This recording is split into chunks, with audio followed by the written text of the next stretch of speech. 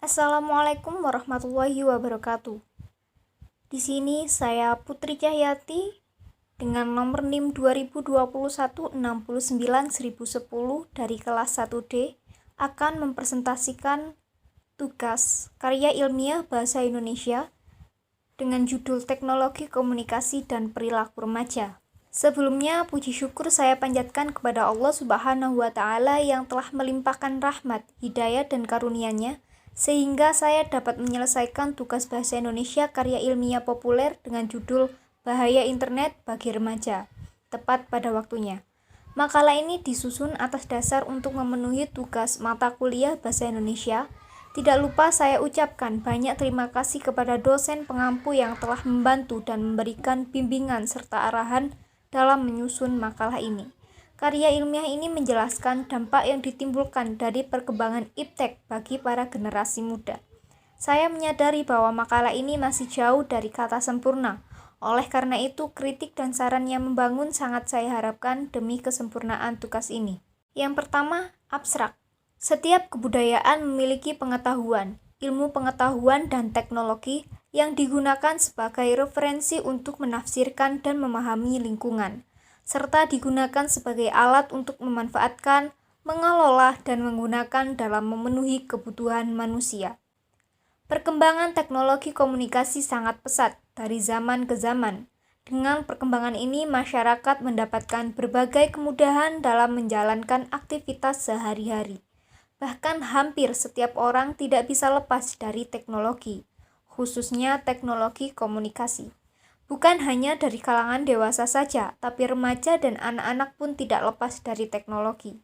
Masa remaja adalah masa transisi dari anak-anak menuju dewasa yang mulai terpengaruhi oleh lingkungan dan memiliki ketertarikan yang sangat besar, serta memiliki kemauan menjadi apa yang dia inginkan sendiri.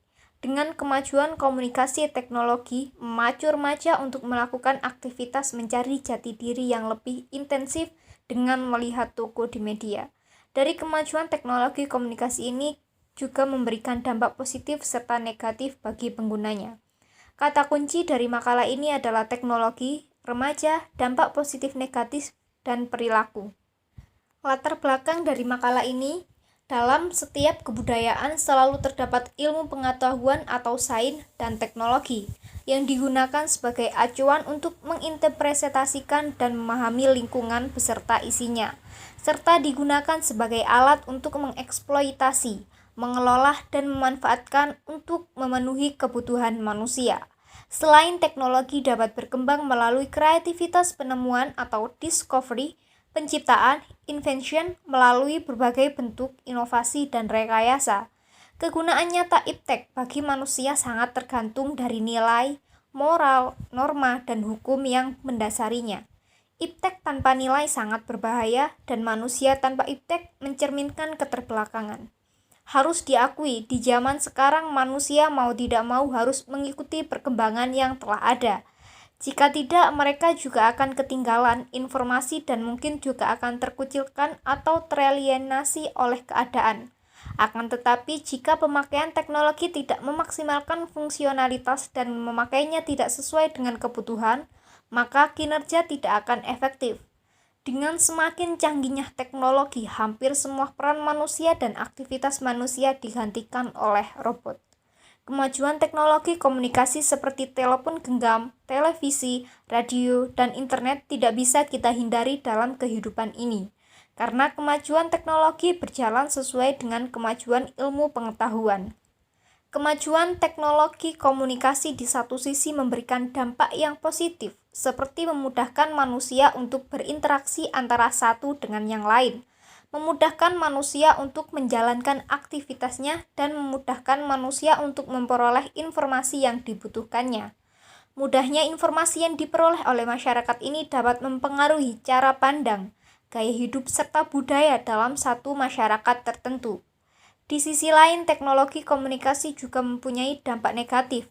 Misalnya, teknologi informasi dan komunikasi yang ada banyak digunakan untuk melakukan perilaku menyimpang, seperti penipuan, menyontek ketika ujian nasional, mengunduh situs-situs porno atau mengunggah gambar atau video porno yang dapat menyebabkan penurunan moralitas bangsa. Rumusan masalah dari makalah ini, yang pertama, bagaimana dampak penyalahgunaan iptek pada kehidupan sosial budaya. Yang kedua, bagaimana dampak teknologi informasi dalam sosial psikologi anak. Yang ketiga, bagaimana cara mengatasi dampak perkembangan iptek bagi remaja. Tujuan dari pembuatan makalah ini yaitu mahasiswa dapat memahami dan memanfaatkan perkembangan iptek dengan baik secara mengetahui dan mengenal dampak dari perkembangan iptek. Dampak penyalahgunaan iptek pada kehidupan sosial dan budaya. Dampak positif dan negatif yang akan ditimbulkan oleh perkembangan iptek dalam proses pendidikan remaja antara lain, yang pertama, siswa menjadi malas belajar dengan adanya peralatan yang seharusnya dapat memudahkan siswa dalam belajar, seperti laptop dengan jaringan internet. Ini malah sering membuat siswa jadi malas belajar. Terkadang banyak di antara mereka yang menghabiskan waktunya untuk berinternetan yang hanya mendatangkan kesenangan semata, seperti main Facebook, chattingan, Friendster, dan lain-lain, yang semuanya itu tentu akan berpengaruh terhadap minat belajar siswa. Yang kedua, terjadinya pelanggaran asusila. Sering kita mendengar atau membaca berita di mana terjadi pelaku pelanggaran asusila dilakukan oleh seorang siswa terhadap siswa lainnya, seperti terjadinya tawuran antar pelajar, terjadinya seks bebas, dan lain-lain. Yang ketiga, munculnya media massa, khususnya media elektronik seperti internet sebagai sumber ilmu dan pusat pendidikan di satu sisi bermanfaat untuk menambah wawasan siswa, tetapi di sisi lain dapat disalahgunakan oleh siswa. Dengan munculnya media massa yang dihasilkan oleh perkembangan iptek, ini dapat menimbulkan adanya berbagai perilaku yang menyimpang yang dapat terjadi, seperti adanya siswa yang sering menghabiskan waktunya untuk main game, main PS, main Facebook, chattingan lewat internet, sehingga yang semula waktu yang seharusnya digunakan untuk belajar malah digunakan untuk bermain, sehingga jam belajar mereka menjadi habis dengan sia-sia. Akhirnya semua itu akan dapat berpengaruh negatif terhadap hasil belajar siswa dan bahkan terjadi kemerosotan moral dari para siswa, bukan bahkan mahasiswa. Yang keempat, munculnya metode-metode pembelajaran yang baru. Di satu sisi dapat memudahkan siswa dan guru dalam proses pembelajaran, dapat membuat proses belajar menjadi lebih menarik, tetapi di sisi lain juga dapat membuat siswa menjadi malas. Dengan adanya fasilitas yang dapat digunakan dengan mudah dan proses pembelajaran, ini terkadang sering membuat siswa dan mahasiswa menjadi malas dan merasa lebih dimanjakan. Misalnya ketika siswa diberi tugas untuk membuat makalah, maka mereka merasa tidak perlu pusing-pusing, karena cukup bahan lewat internet dan mengcopy paste, sehingga siswa semakin menjadi malas belajar. Yang kelima, kerahasiaan alat tes untuk pendidikan semakin terancam. Selama ini sering kita melihat dan mendengar di siaran TV tentang adanya kebocoran soal ujian. Ini merupakan salah satu akibat dari penyalahgunaan teknologi. Karena dengan adanya perkembangan teknologi yang semakin canggih, maka dengan mudah dapat mengakses informasi dari satu daerah ke daerah lain. Inilah yang dilakukan oleh oknum untuk melakukan penyelewengan terkait dengan kebocoran soal ujian, sehingga kejadian ini sering meresahkan pemerintah dan masyarakat. Yang keenam, penyalahgunaan pengetahuan bagi orang-orang tertentu untuk melakukan tindak kriminal. Pada awalnya pendidikan itu ditunjukkan untuk mendapatkan perubahan yang bersifat positif, namun pada akhirnya seringkali tujuan itu diselewengkan dengan berbagai alasan. Contohnya seorang hacker, dengan kemampuannya melakukan penerobosan sistem sebuah kantor atau perusahaan, mereka dapat melakukan perampokan dengan tidak perlu merampok langsung ke bank atau ke kantor. Cukup dengan melakukan pembobolan terhadap sistem keuangan atau informasi penting, maka mereka akan dapat keuntungan dan sulit untuk dilacak pelakunya. Yang terakhir, adanya penyalahgunaan sistem pengolahan data yang menggunakan teknologi. Dengan adanya pengelolaan data dengan sistem teknologi, seringkali kita temukan adanya terjadi kecurangan dalam melakukan analisis data hasil penelitian yang dilakukan oleh siswa bahkan mahasiswa. Mereka melakukan hanya untuk mempermudah kepentingan pribadi dengan mengabaikan kebenaran hasil penelitian yang dilakukan. Dampak teknologi informasi dalam sosial psikologi anak. Yang pertama, ketergantungan. Media komputer memiliki kualitas atraktif yang dapat merespon segala stimulus yang diberikan oleh penggunanya. Terlalu atraktifnya membuat penggunanya seakan-akan menemukan dunianya sendiri yang membuat terasa nyaman dan tidak mau melepaskannya. Kita bisa menggunakan komputer sebagai pelepas stres dengan bermain games yang ada. Yang kedua, violence and gore. Kekejaman dan kesadisan juga banyak ditampilkan pada komputer. Karena segi isi pada dunia internet tidak terbatas, maka para pemilik situs menggunakan berbagai macam cara agar dapat menjual situs mereka. Salah satunya dengan menampilkan hal-hal yang menunjukkan kekejaman dan kesadisan. Studi eksperimental menunjukkan bahwa ada korelasi positif antara bermain pemain komputer dengan tingkat kejahatan di kalangan anak muda, khususnya pemain komputer yang banyak memuat unsur kekerasan dan pembunuhan. Bahkan ada sebuah penelitian yang menunjukkan bahwa games yang dimainkan di komputer memiliki sifat menghancurkan yang lebih besar dibandingkan kekerasan yang ada di televisi ataupun kekerasan dalam kehidupan nyata sekalipun. Yang ketiga, ada pornografi.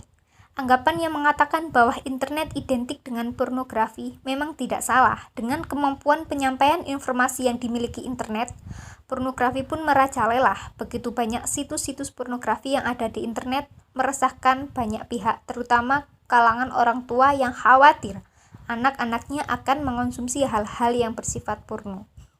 Di internet terdapat gambar-gambar pornografi yang bisa mengakibatkan dorongan kepada seseorang untuk bertindak kriminal. Ironisnya, ada situs-situs yang memang menjadikan anak-anak sebagai target halayaknya. Mereka berusaha untuk membuat situs yang kemungkinan besar memiliki ketertarikan dengan anak-anak dan sering mereka jelajahi. Yang keempat, ada antisocial behavior. Salah satu dampak yang dapat ditimbulkan dari penyalahgunaan komputer dan handphone adalah antisocial behavior, di mana pengguna komputer dan handphone tersebut tidak lagi peduli kepada lingkungan sosialnya dan cenderung mengutamakan komputer dan handphone. Orang akan menjadi lebih jarang berinteraksi dengan lingkungan di sekitarnya, sehingga kemampuan interpersonal dan emosional kaum remaja tidak berkembang secara optimal. Lama-kelamaan, para remaja akan sulit menjalin komunikasi dan membangun relasi dengan orang-orang di sekitarnya.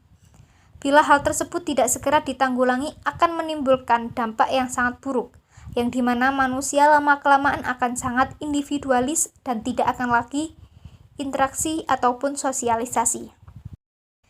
Cara mengatasi dampak perkembangan iptek bagi remaja.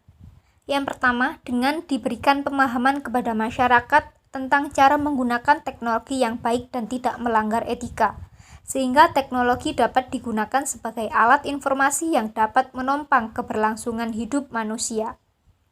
Yang kedua, memblokir situs-situs yang dapat mengantarkan pada hal negatif sebagai antisipasi untuk memfilter diri sendiri dan orang lain. Yang ketiga, menggunakan teknologi sebaik mungkin dengan mengakses situs-situs yang bernilai positif dan mempunyai nilai pendidikan. Yang keempat, tetap menjaga diri agar tidak mudah terpengaruh oleh berbagai penawaran yang ditawarkan oleh situs-situs tertentu tanpa mengetahui manfaatnya. Yang terakhir, mengatur waktu penggunaan teknologi agar tidak memunculkan rasa candu.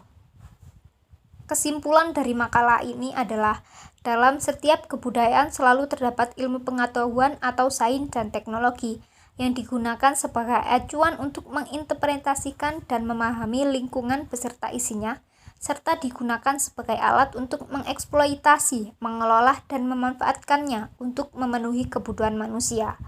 Kemajuan teknologi komunikasi di satu sisi memberikan dampak yang positif, seperti memudahkan manusia untuk berinteraksi antara satu dengan yang lain, memudahkan manusia untuk menjalankan aktivitasnya, dan memudahkan manusia untuk memperoleh informasi yang dibutuhkannya. Sekian presentasi dan materi yang saya sampaikan. Apabila terdapat penulisan yang salah dan pengucapan kata-kata yang salah, saya mohon maaf yang sebesar-besarnya. Saya akhiri, wassalamualaikum warahmatullahi wabarakatuh.